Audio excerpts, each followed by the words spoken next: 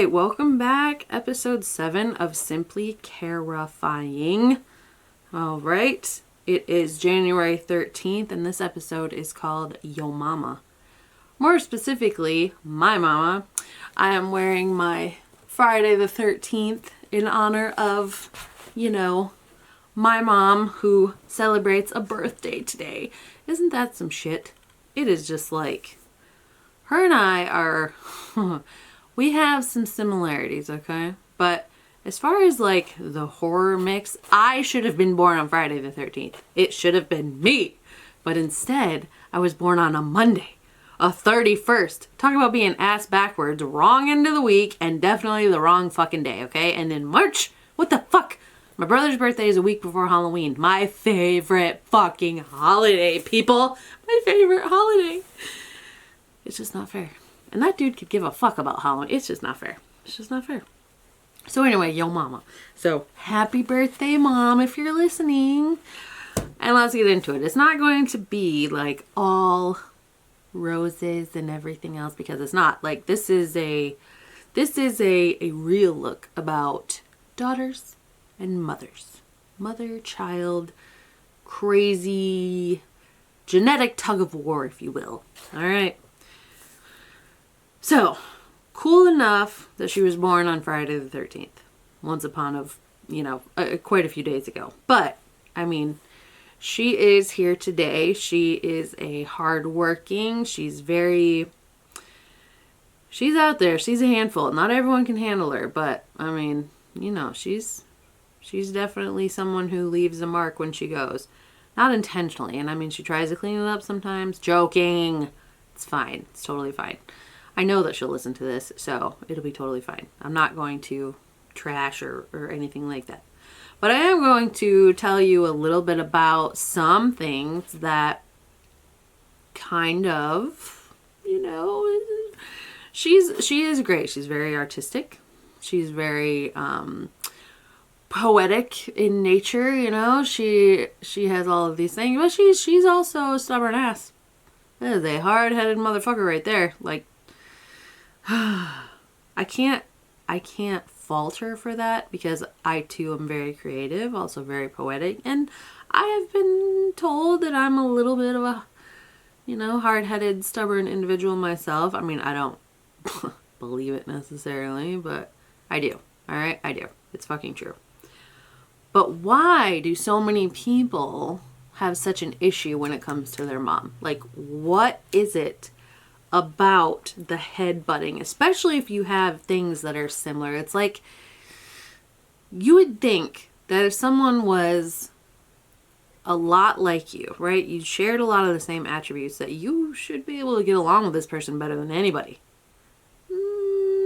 That's not always the case for us. She has 3 kids. All right. I'm the oldest. And I give her the most shit on a lot of things. Okay? I don't know why. I do and I don't. I don't know. We'll see this here. The professional thing. Difficulty with mother-child relationships is a widespread phenomenon rooted in a combination of deep-seated biological conflicts, psychological patterns, and evolving social expectations. Interesting. Now, I can tell you that the first one, check. Psychological patterns. My mom has been a couple different versions of herself. I think she was a different parent when I was younger versus now that we're all older, right? And I think to a degree that happens, generally a lot. I do know some people that still treat their adult children like tiny little children, and like, yes, they'll always be your babies, but like, do you have to feed your son? Like, you're kind of creeping me out. That kind of thing. But there was definitely a shift somewhere. And I don't know if it was, I'm okay. As far as like the patterns, I know that my mom did things because her mom did them too. And you grow and you learn and you think that, okay, so this is what a mom does. This is how a mom is. This is how my kids need to do this. ABC. This is it.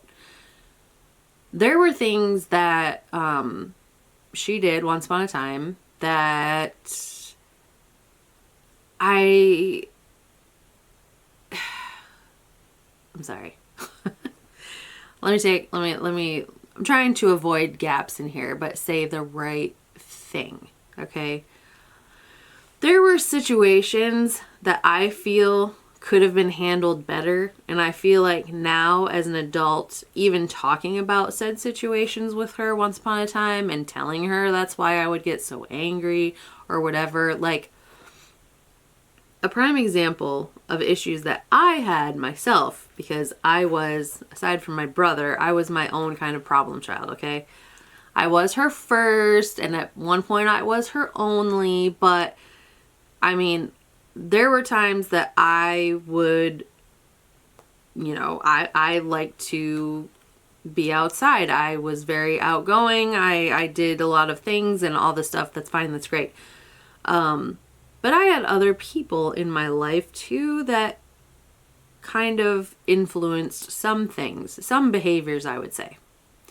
And one of the things that drove me crazy as a kid was that person that I grew up with, we were so close in age. We were actually kind of treated like twins, as fuckered up as that is. But the thing that really bothered me then, and I wasn't able to really, or I wasn't taken seriously, I guess, until now, or, older times when we would talk about it, there would be something that happened and I wouldn't be responsible for it. I wouldn't be the guilty party, but because the other person said that I was, that was just it. There was no trial. There was no jury. It was just, how could you? And then that's it. So I learned from a very young age that when it came to sketchy things, that I needed to handle that shit myself, because I wasn't going to be believed. Even if I had nothing to do with it, I could still be blamed for it. And for some reason, at that time, my mom was on that ship. And it wasn't until much, much, much later where I could tell her things and she actually saw it and listened and heard it from a different side and was like, that's a little fucked up. That's a little fucked up. I'm sorry. And I mean, we've had situations, okay? We've had times, even as adults. I don't know if her mom told her how to mom. I actually told her what she was doing was wrong, right, whatever. My mom has not done that to me when it comes to how I mother my children. She doesn't, she's never stepped in to be this harsh something. I have gone to her for advice, of course, and I've asked her about different situations and she's been very helpful.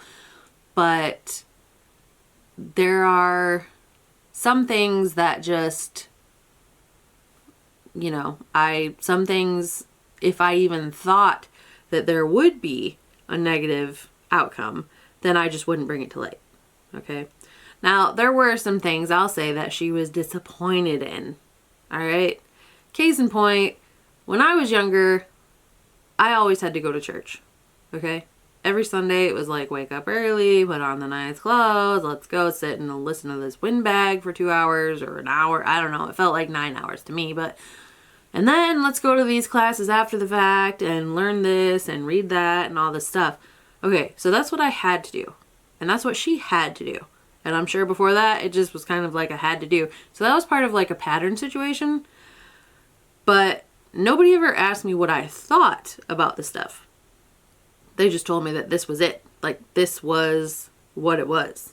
Okay, but you couldn't ask why or how do you know. Those were offensive questions and just how dare you, duh, whatever. So religion is something that her and I kind of started, once I started getting older, we started butting heads against. Okay. And what really kind of set me off, what really bothered me, Now, I myself, I was baptized, I was a baby. All right, like okay, fine, whatever you say, whatever I say, or whatever you say. But that was a choice that you all made and what you believed and all that stuff. Okay. Now personally, I'm not going to say that I'm like this atheist, asshole who just doesn't believe in anything, but I am someone who has come to appreciate the question why and the question how do you know? Because if you can't straight look me in the eye and just say something without reciting something from a book, like how do you know what happens when you die? Have you ever died before? Like, do you know someone that's died and they told you about it? Like, it's what you believe, okay? What you believe. I think you should believe in a lot of things. You should believe in yourself. You should believe in all kinds of things. Now, do I believe that everything written in a book that's been rewritten 90,000 times is exactly the something of how we came to be?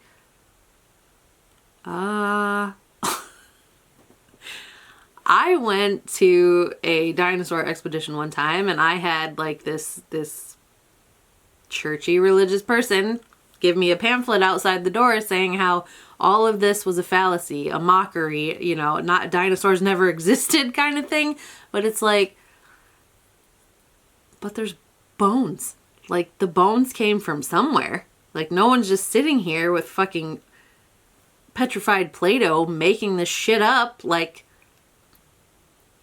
you tell me that something I can see never existed, but something that no one's ever seen, you're telling me, like, it's just, yeah, that's my thing with religion. So as I got older, I started realizing that just because somebody tells me something doesn't mean that it's real. And there are people who don't believe that it's real. And you know what? They're not walking around burning, right?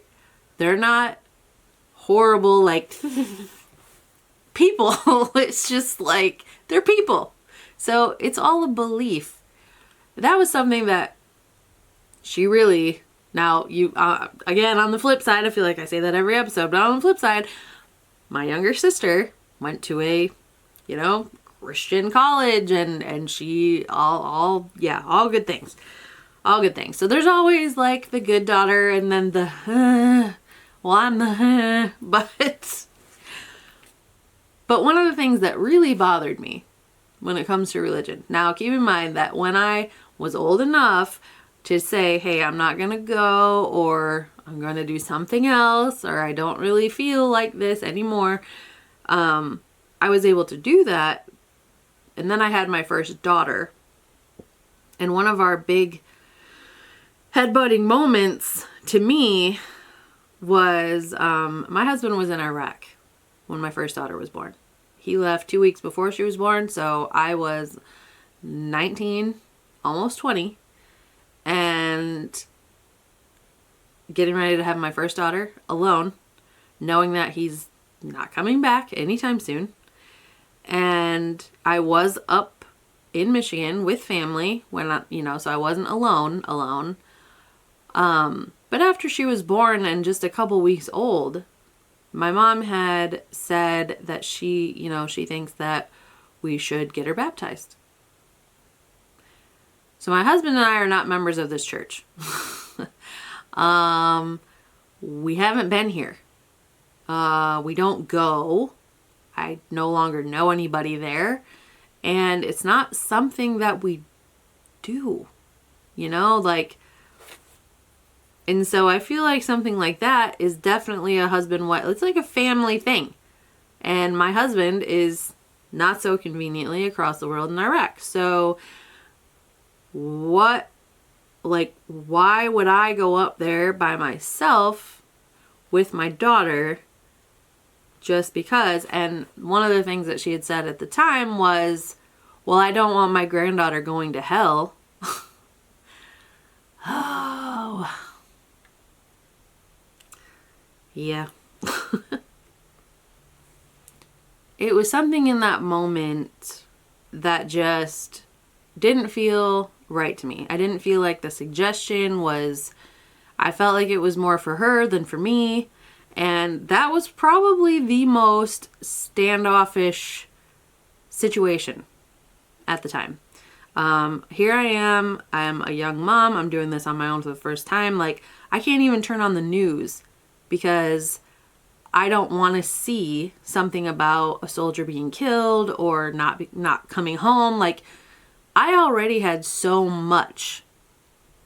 I was being mentally mind fucked every day going through being a mom for the first time, so young, not being in my home, and my husband being on the other side of the world, possibly not coming home to me. Like, that was my everyday for 7 months. And so I'm not thinking about, baptizing and things like that. This is not at the forefront of my mind at all. And I feel like it would be a lie. So we disagreed and we had butted a little bit. She let it go, but like it still would come up even after he did come home, about we could do it later. It's still not too late. And it's just like, let it go. Like, let it go. Eventually she did. Okay. Eventually she did. And I feel like she started to accept my decision. Like, okay, I am never going to tell my kids that they cannot pick up a Bible and read it. I'm never going to tell my kids that they absolutely should not go to church because it's bullshit or a business or rigged or whatever. I'm not going to tell them what they have to believe. Okay? I'm not. Now, some people, again, with the ruffled feathers, what I do, some people will say, well, they're not going to know unless you tell them. All right, well, but I was told a lot of things, and when I would ask those questions, why or how do you know, those were never answered. I was told to read the book, or read this, or listen to that, sing this song, say this prayer, all this stuff, but you're not answering the question because you can't. You never died. You don't know what comes after. It's just what I believe, So, in that respect, really, heaven could be whatever the fuck I think it is. And hell could be the same, or there could be 12 other possibilities. You know what I mean? Do you believe in ghosts? Am I going to hell if I did? Like, it's just like, there's so much where it's just one big gray area, right? And that's just where I feel like that was one of our biggest things. Another big thing that I had an issue with personally, I was always small, but I was never like, there were some people that were smaller than me, right? Like thinner and stuff like that. I was never big by any means. And even as I started to get older, I obviously, I'm not going to stay high school size, which is fine. But there were times where she would make comments like that. Comments on my body, or, oh my God, another tattoo, or my hair, or all this stuff. And it's just like, what are you doing? Like, at one point I called her crying because, she had said something, whether it be snarky something or whatever, about my weight or something. And eventually I had to just lay it out on the line and be like, I'm done with this. You're either, you be nice, like leave it alone, or just leave me alone. Like, I'm done with it. I shouldn't have to deal with this. It's not right. It's not fair. It's all this stuff. And like, I had to break it down. And after I did, like, she really didn't think that she was bothering me in any kind of way like that, or like that it went that deep for me. But there have been a lot of things where we just have to like confront. If I think she's being unreasonable, or just, doing things that like I would knock my kid in the head for doing, I'm going to call her out on it, and I feel like I'm the only one to do that. And I think that's why sometimes our fucking struggle gets like, but at the end of the day, she's my biggest cheerleader. Okay. She is like #1 supporter. I can tell her anything. She praises me for so much. She believes so highly of me and things that I say, things that I do, how I raise my kids, how my kids are. Like, there's so many things. I feel like we've made this complete 180 arc from some of our most difficult times. I don't want to say like dark time, but like most difficult times. I feel like we have come out so much farther with positive things and how we are with, nice points of life, nice things, nice instances. She is always there for me when I need her. She can open up to me on tons of things as well. And I feel like through the harsh honesties, through the bluntness, through the hard-headed thickness of both of us, I feel like we have earned every good stripe that we get, because I told her a long time ago, just as I tell my kids, like I told my kids, there will be a time where you probably can't fucking stand me. But the difference is with my kids is that I do take some of the values that I learned, as being parented by my own mother.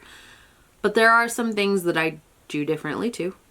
And I feel like every generation kind of gets a little more personalized, to that particular matriarch. But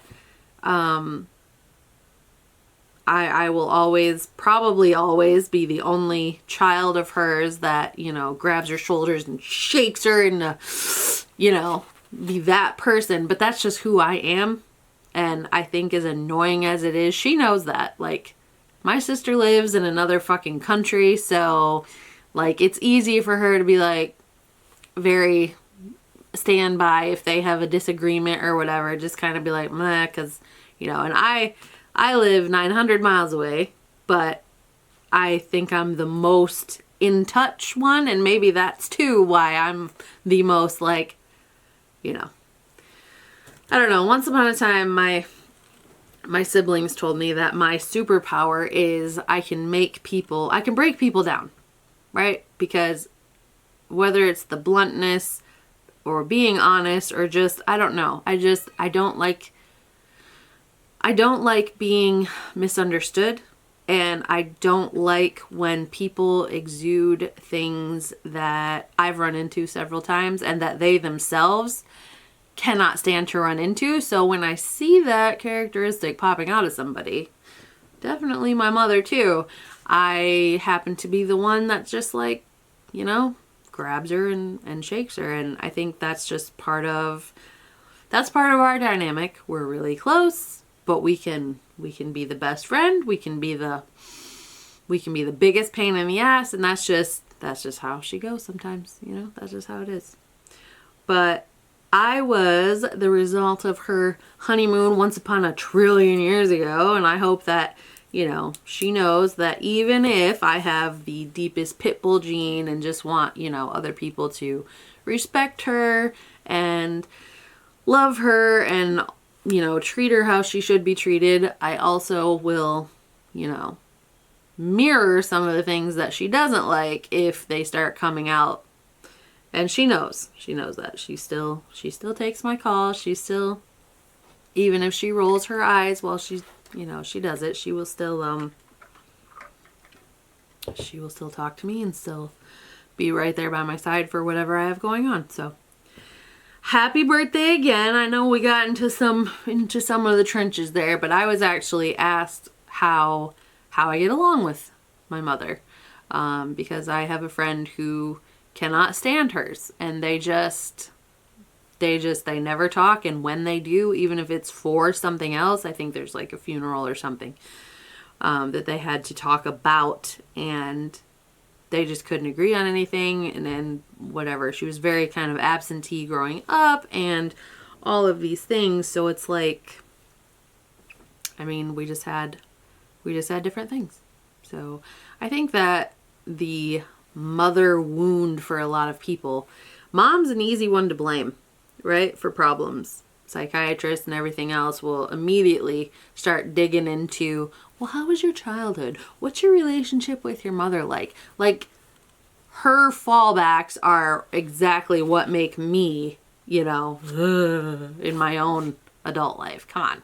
You know, you gotta take some responsibility, but yeah, so if you still have your mother, just know that she went through a lot of hell, okay, to bring you into this world. Even if everything was peaches, it wasn't. Okay, so make sure that when it's Mother's Day, you're getting her some flowers, or at very least, fucking phone call. If you're close enough, just go and hug her, right? That's all you need is a fucking hug. Let her know that even if she pushes your buttons, even if she drives you fucking nuts and points out all your flaws and stuff, you wouldn't be here if it wasn't for her. So I remind my children all the time that, hey, I might be annoying, but you're only here because of me, so you're welcome. So just remember, we've all got a mom. They've all pushed our buttons at one point or another, and that's just what happens. So this ends episode 7, Yo Mama. And again, happy birthday to mine. Friday the 13th being boy. I just can't get over that shit. Monday the 31st. What the fuck? Like, Anyway, I won't hold it against you. I'll just remind you a lot. But anyway, have a great one. Thanks for tuning in. Like, subscribe, all that fun shit. And we will see you tomorrow for episode 8. Woo!